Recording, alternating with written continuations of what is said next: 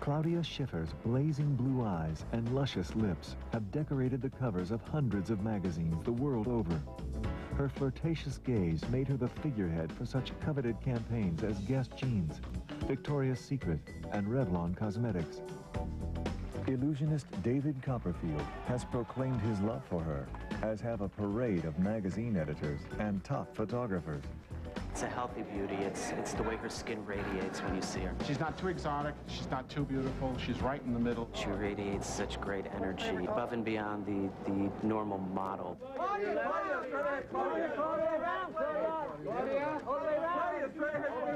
Although she always seems serene and self-assured, Claudia's climb has been a struggle. It wasn't as easy as many people maybe think or may seem, because it went fairly quickly, that's true. But, you know, in the beginning I also had to meet a lot of people, and, you know, I was rejected many, many times. In the next half hour, Model goes beyond the perfect image to discover the real woman. Tell us if we ever really see the real Claudia in the pictures. Are you there? I'm always there. But who is really me? I don't know. It's always me. From her early struggles with rejection to her rise as a model mogul.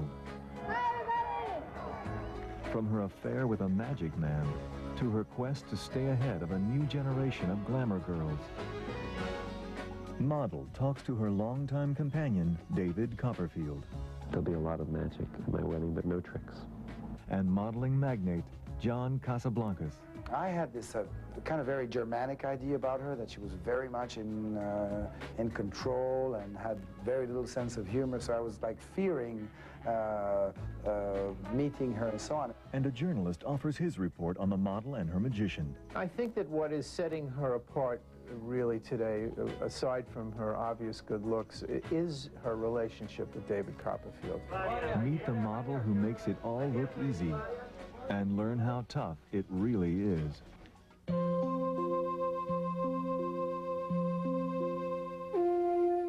Claudia Schiffer's story begins in Rheinberg, a small town near Dusseldorf, Germany, where she grew up. I didn't grow up dreaming to become a model, because that's not something I didn't know anything about, you know, being a model, or even that this was a real profession. And I spent my afternoons with my friends, my girlfriends, you know, we played tennis, and I had lots of other hobbies, but it never was part of our dreams. Her father, a prominent attorney, and her mother, a homemaker, groomed their eldest daughter to become a lawyer. But Claudia's life changed forever at age 17, when visiting model scout Michel Leviton discovered her in a Dusseldorf disco. Her parents at first rejected the idea of their daughter becoming a model. Claudia's career was nearly over before it started. But after some persuading and several meetings with agents, her parents decided to take a risk and let Claudia go to Paris. They were very supportive and said basically, you know, you decide. If you want to do it, we're totally behind you. Even my mother came with me in the beginning and helped me out, you know, going around Paris, because I came from a small town. I didn't know how the subway station worked. I didn't know how to go around Paris, how to do all of these things. But even with the support of her parents, Claudia struggled. I was rejected many, many times, and, you know, it's something you have to cope with, you deal with. And, you know, I mean, I am a sensitive person, but luckily I have a, you know, I'm not sensitive to the point where it would, like, destroy me or devastate me. I basically felt like, you know, if I was rejected, okay, fine, you're rejecting me, okay, I'll continue. Her dogged determination paid off when French Elle took a gamble on the newcomer. She had this kind of Brigitte Bardot look, was the first thing. And she was blonde, long hair, nice smile. Claudia chalked up her first cover. But back in her hometown, many believed she was on the wrong track. Some people were very jealous. Some people said, you know, oh, what is this? You know, she's going to be a model, and, you know, what is, because nobody really knew what it was really. You know, they didn't know it was a real serious profession where you can make a lot of money and travel and work with the most talented people in this profession. And some people I criticized and said, you know, what is she doing? She should have, you know, she should have much rather gone to university, and she should have stayed home. She shouldn't be alone in a big city like Paris. But once Elle got on board, there was no stopping the Claudia phenomenon. In the fashion world, you know, there's like their politics. You know, fashion editors decide if you're the right look, let's say, for a certain magazine. And in Elle magazine, I was very lucky. They liked me very much, so they started working with me at my first cover with them, and that, you know, gave me a chance to be seen, you know, by other fashion editors or designers or photographers, and slowly from there, I started to be working with everybody else. 4 more European magazine covers followed, but this amazing streak was just a hint of things to come. Coming up on Model, the Claudia craze comes to America. Guess how? It wasn't something that I knew would happen. It wasn't something that I waited for to happen. It wasn't something that I wanted to happen. Claudia Schiffer's fabulous figure and mesmerizing gaze have earned her the title the Brigitte Bardot of the 90s. But her rise wasn't easy. Her parents only reluctantly allowed her to leave her hometown in Germany and move to Paris. There, she overcame loneliness and rejection and finally landed on the cover of French Elle. But nothing prepared her for the unprecedented success that followed. Claudia Schiffer! In 1989, Guess Jeans president Paul Marciano discovered the beauty that was already a European sensation. From the first Polaroid we had on that day, we knew that we find a major star. She was everything I wanted. I mean, I wanted somebody absolutely sensual, tall, confident, healthy. Everything I wanted for Guess was exactly that. But she had a phenomenal, from that picture, phenomenal similarity with the peak of the pictures of Brigitte Bardot. Brigitte Bardot look was helping a lot because she was more Bardot than Bardot was. Claudia's high-profile campaign as the Guess girl made her an instant celebrity. I don't think it hit her yet until she started to see the pictures in all the magazines in Europe, in America, and then people started to recognize her and see her. I remember I was in New York, and it was on the weekend, and I didn't have any makeup on whatsoever. I was just wearing a pair of jeans, like nothing special, and I was going in the elevator into a building to see a friend, and somebody said to me, aren't you Claudia Schiffer, the Guess Jeans girl? And I thought I was going to die. Guess name became really much more known around the world because Claudia. After the success of Guess, Claudia's face was everywhere. She did 500 magazine covers in 4 years. But she was more than just a cover girl. Famed Chanel designer Karl Lagerfeld was so smitten with Claudia, he took a chance and asked her to be in one of his shows, even though she'd never before walked the runway. I never wanted to do fashion shows, and it's Karl Lagerfeld who said, you really should, and come on, let's do it, and convinced me, and I was very nervous before. I had no idea, because there were all these incredible fashion models that knew how to walk so perfectly, and I had no idea how to do that, and I still don't know how to do that, really. Claudia had a bumpy start on the high fashion circuit, but her charm, elegance, and fearlessness eventually conquered the runway and won the hearts of top designers like Versace, Valentino, and Yves Saint Laurent. Then, in 1992, she signed the cosmetics contract of the century as the face of Revlon. Try living with outrageously beautiful hair every day of your life. You'll get used to it. The 3-year, $10 million campaign reportedly paid more than any other in history. Despite her wild success, Claudia realized her days of record-breaking contracts were numbered. So she began expanding the Claudia empire to include a calendar and a series of exercise videos called Perfectly Fit. This is a great opener for the upper shoulders and upper neck. 4, 5, 6, 7. Then reaching, first to one side, 2, and then to the other. You don't have to do everything, all the 4 tapes, you know, every day. Let's say you choose 1 or 2, so you have at least 1 for upper body, 1 for lower body, and you do it maybe 4 times a week, you'll see a lot of, a big difference. With one business venture successfully launched, Claudia took a big chance. In 1995, she teamed with Naomi Campbell and Elle Macpherson to cook up the Fashion Cafe. Though the restaurant business is treacherous, the combination of star power and a healthy menu made their New York City cafe a hit. Soon, Christy Turlington followed Claudia's lead and signed on as a partner. By now, the glamorous team had taken on London and Barcelona. Their success added to Claudia's already overflowing coffers. In 1995, Forbes magazine estimated her annual income to be more than $5 million. I'd love to continue doing, again, projects where I can be part of the idea and part of giving my creative input and just like Fashion Cafe. I mean, Fashion Cafe is something I will continue definitely for a long time because I'm co-owner of the restaurant, and we're opening every couple of months a new restaurant, and it's to cover the whole planet, it's going to take a while. But while all was well in business, the new mogul found herself scrambling to keep her personal life private. Coming up on Model, Queen Claudia takes on the tabloids. The whole confrontation with the press, I still haven't gotten used to it. I don't think it's something you can ever get used to.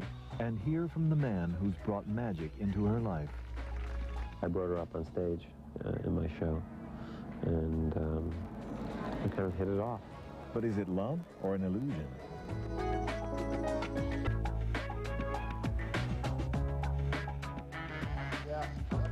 Claudia Schiffer has reaped a fortune posing for the cameras. From Guess jeans to magazine covers, she gained worldwide notoriety and enticed a magic man to her side. But in the process, she lost something precious, her privacy. Claudia, would you look up on grade? Claudia! Watch your eyes! Claudia, straight ahead, Claudia! Since the Guess campaign catapulted her to stardom in 1989, the cameras haven't left Claudia Schiffer alone. I don't mind it when I'm working, and because it's really part of what I do. What does bother me is that on vacation, I'm the one that's being chased, but still, my sister and my mother don't want to go outside in a bathing suit anymore because they're on vacation. They're not in public eye. They're not used to having 20 photographers, being on the wall around a swimming pool, and they're just like, waiting for the shot. Mitchell Fink is an insider columnist with People magazine. When you're a public figure, you give up a certain amount of what you call, your life, for the good of the career. And you have to know how to balance it, when to turn it off and when to, know that you're on your own time now. People definitely want to know. I mean, it's incredible the appetite that the public has for anything having to do with any kind of famous people. Seeking refuge, Claudia moved to Monaco in 1987. But even there, the press hounded her, linking her to Prince Albert. People always want to put a lot of things into it when you have two well-known people because they make up their own stories in their own mind. Claudia soon learned how the tabloids operate. Very difficult because you open up your heart and you think, oh, they'll know what to write, what they can write, and what they can't write, and you just open your heart to everything, and you're being very open, and you realize afterwards, oh my God, maybe I shouldn't have said that, or maybe I should have kept that more private. Keeping her private life private became even more of a priority, especially when she began dating illusionist David Copperfield in 1993. The illusionist is known the world over for his limitless magic shows. He defies death. He can fly. And in 1983, he made the Statue of Liberty disappear. Forbes estimates Copperfield's yearly income at more than $100 million. I think the fact that she happens to be with David Copperfield makes it very, very interesting from the media's point of view, because the media has always questioned the sincerity of that relationship. So I think that takes it a notch above just being a supermodel. 14 years her senior, Copperfield began dating Claudia after they met during one of his shows in Germany. I brought her up on stage in my show, and we kind of hit it off. After the show we talked for a long time, and we haven't stopped talking yet. When their talk turned to marriage, Copperfield made a spectacle of his proposal. In 1994, he spent $21,000 to rent a tiny Caribbean island for 4 days, and there he asked Claudia to marry him. But they didn't seem to be in any hurry to tie the knot. We're enjoying our engagement right now. Despite such pronouncements, the rumor mill continued. Finally, the tabloids asked the couple if they trumped up the engagement for publicity. I don't think it's a publicity ploy. I think that that they are a real couple. I've seen them together on several occasions, and their body language to me certainly suggested that they're a real couple. How do you keep the magic in your relationship with her? Probably the same way. You have to keep reinventing yourself. You know, I wear a mustache one day, you know, all kinds of stuff. Wigs, you know, all kinds. No, I don't know. You have to just pay attention, listen a lot. There are two sides to being together with somebody that also is also well known. One side is that the other person really understands well what's going on in your life. But on the other hand, both understand, you know, what it means, you know, what privacy really means to you and how you can protect it and how you can keep it for yourself. Well, I'll tell you something that you probably don't know, and that is that Claudia Schiffer and David Copperfield spent a week together just like 2 weeks ago in the Caribbean. So they were on vacation together, and I don't think they were hounded at all. I don't think they're too affected by it. Again, I've seen them in private moments, and, you know, they just look like a happy couple to me. While Claudia continues to ardently guard her privacy, Elite Model Management's John Casablancas says she could do better by being less private. The interesting thing would be to maybe put the guard down a little bit and let the people discover who she is, because I think she's really a very interesting person to know better. You know, I tell myself all the time, what is really true is the more you're well known, the more you're being criticized. I mean, you can be somebody very, very well known and do great, whatever you do, be really great at what you do, and you still will be always criticized because that's just the way it works. Coming up on Model, Claudia lets her guard down for Playboy. And will newcomers take over the runway she once ruled?